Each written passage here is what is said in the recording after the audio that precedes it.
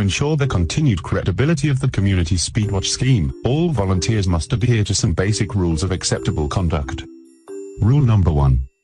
CSW operators are not police officers. Just like police community support officers, they do not have authority to stop speeding vehicles. Rule number 2. If a driver stops and asks what the operators are doing, the volunteers need to reassure the driver that the equipment is used for educational purposes to alert drivers of their speed, and that it is not a speed camera. Rule number 3. Operators must avoid antagonizing drivers, gesticulating or creating any conflict. Rule number 4. Operators must appear unaffected when observing speeding vehicles, excessive or not. Rule number 5. Operators must never make passing vehicles swerve, brake sharply, or distract or startle any occupants. And, rule number 6. Members of the public, who communicate with operators at the roadside, must be treated with respect and courtesy, at all times. CSW group members should be firmly committed to observe the speed limit themselves, at all times.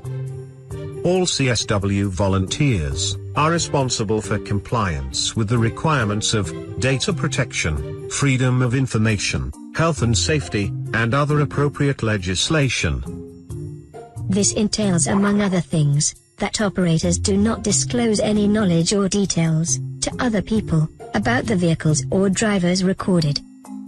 Operators must not approach to discuss any knowledge of speeding with anyone they recognize as an offending driver.